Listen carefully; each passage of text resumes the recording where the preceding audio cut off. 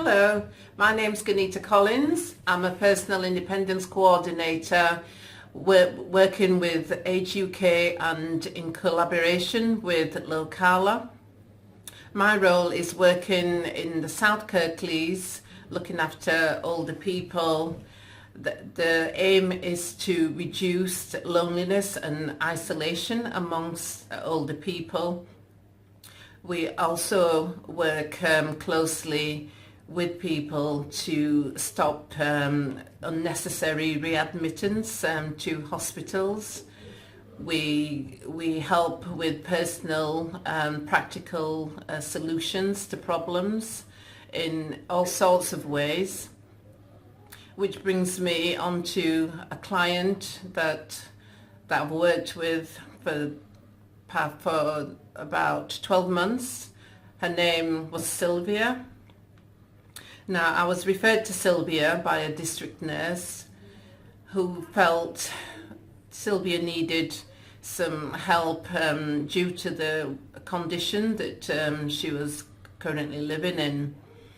So I went along to see Sylvia, and when I arrived at the door, it took quite a long time for Sylvia to open the door, and when she did, she was very reluctant as to whether to let me in or not.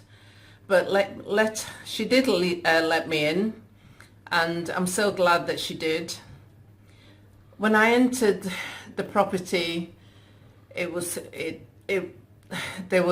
quite messy, and I was quite upset the way that I found Sylvia was living. And I just said to Sylvia, we'll sort this together, and we did. We worked together during quite a few months to get Sylvia sorted out. The conditions of her flooring, the bedroom, it was just squalid conditions. And I found out later that the reluctance of Sylvia to let me in was because she was quite ashamed of the way she was living. So over the next few months, I transformed where Sylvia's living conditions.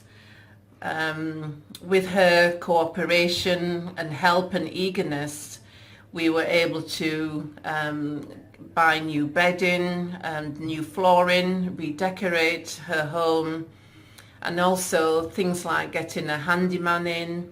I accompanied Sylvia to hospital appointments, and I took her out for lunch because Sylvia had been very lonely and isolated for approximately 30 years since her mother died.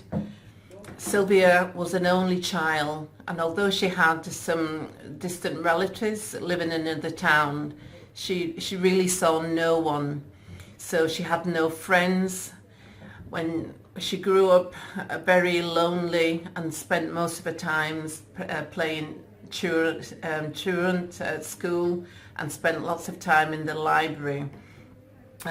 So she's been very isolated from the outside world. Gradually getting to know Sylvia, an amazing personality came out. She was very intelligent from all the different books she'd read, while spending time in the library. She was very funny.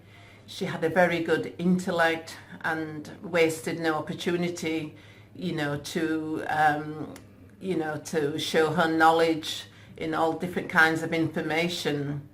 So we became very close. It became a very close relationship. And as I said, I accompanied her on many hospital appointments. A few months after knowing Sylvia, unfortunately, she was diagnosed as terminally ill. The cancer had spread, and because of our intervention, Sylvia was able to, spend the last few months of her life, in the company of others. And also on the 6th of April of this year, I organised a birthday party for Sylvia, and it was the very first party Sylvia had ever had in her entire life, and she was age 73. I'll never forget that day, the joy on Sylvia's face, it was just the fact that people cared. Previously, she'd not experienced that level of care and kindness being shown to her. So our intervention meant that Sylvia didn't spend the last few years lonely and isolated by herself. In fact, Sylvia often says just how happy those last few months has been, and she's ever so grateful for the intervention by Age UK and Locala staff. Sadly, on the 10th of June of this year, Sylvia passed away, and I actually became her next of kin. She asked that I do that role, so I also arranged Sylvia's funeral, which instead of being just one or two person presence, they turned out to be about 15 people at the St Paul's Church in town. And Sylvia had a most wonderful send-off, and she died knowing that people cared for her. And I'm so grateful for this collaboration with Locala and Age UK that's made this possible, and it's changing lives each and every day. So thank you. Thank you.